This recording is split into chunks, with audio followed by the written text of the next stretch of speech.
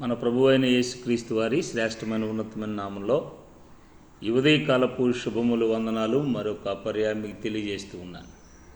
ప్రియమైన దేవుని బిడ్డలారా, ఈ ఉదయకాలపు సమయంలో దేవుని యొక్క వాక్యాన్ని మనం చదువుకుందాం. అపోస్తుడైన పౌలు ఎఫెసీయులకు రాసినటువంటి పత్రిక 5వ అధ్యాయము 22వ వాక్యం ఈ విధంగా ఉంది. నేను చదువుతూ ఉన్నాను. స్త్రీలరా, ప్రభువునకు వలె మీ సొంత పురుషులకు లోబడి ఉండుడి. క్రీస్తు సంఘమునకు శిరస్సయ్యున్నలాగున పురుషుడు భార్యకు శిరస్సై ఉన్నాడు. దేవుని యొక్క వాక్యం చెప్తుంది. స్త్రీలకు చెప్పేటువంటి ప్రాముఖ్యమైనటువంటి విషయం ఏమిటంటే కనుక, ప్రభువునకు వలె మీ సొంత పురుషులకు లోబడి. ప్రభువునకు వలె అంటే అర్థం ఏంటి?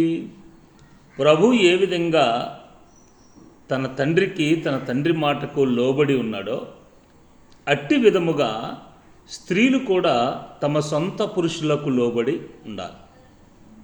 ఈరోజున కుటుంబాల్లో రకరకాలైనటువంటి కలతలు, ఎన్నో రకాలైనటువంటి సమస్యలు, ఇబ్బందులు మనం చూస్తూ ఉన్నాం.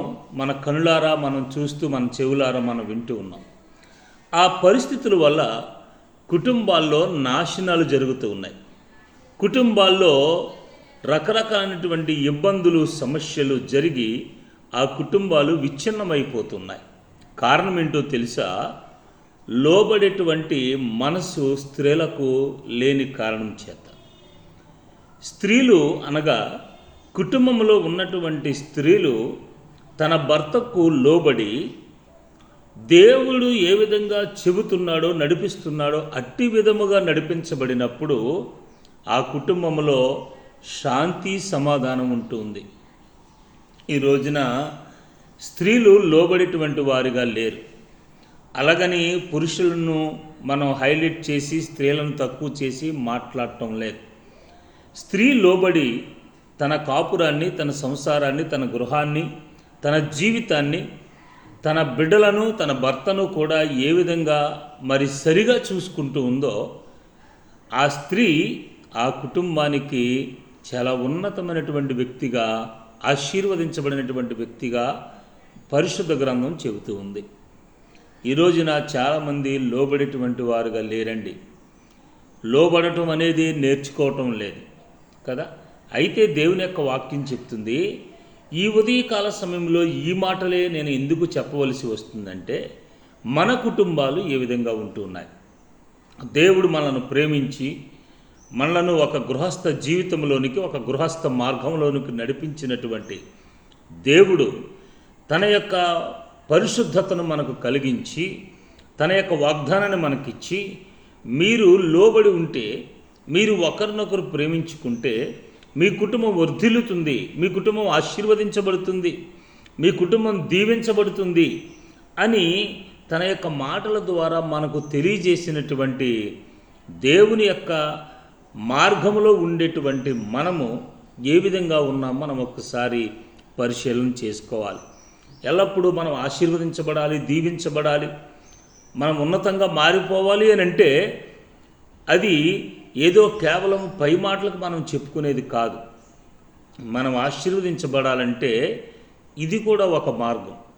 మన కుటుంబంలో మనం యజమానికి లోబడేటువంటి మనసు మనకు లేకపోతే, మన యొక్క యజమానురాలిని ప్రేమించే మనసు మనకు లేకపోతే, మన బిడ్డలను మనము ప్రేమించేటువంటి మనస్సు మనకు లేకపోతే, మన బిడ్డలు మనకు లోబడేటువంటి మనస్సు లేకపోతే, ఈ కుటుంబంలో ఉన్నటువంటి చిన్ని కలతల ద్వారా ఒకరికొకరు మనము ఐక్యత కలిగి లేకపోతే, ఐక్యత లేని చోట ఆశీర్వాదం ఉండదు. అందుకనే ఈ ఉదయకాల సమయంలో ఈ వాక్యాన్ని మరి మీతో పంచుకుంటూ ఉన్నాను. మీ కుటుంబము ఏ విధంగా ఉంది, అలాగే మా కుటుంబము ఏ విధంగా ఉంది, ఈ వాక్యం వింటున్నటువంటి వారి ప్రతి కుటుంబము ఏ విధంగా ఉంది. యజమానురాలుగా ఉన్నటువంటి నీవు నీ భర్తకు లోబడేటువంటి స్త్రీగా ఉన్నావా? నీ యొక్క కుటుంబాన్ని ప్రేమించేటువంటి స్త్రీగా ఉన్నావా?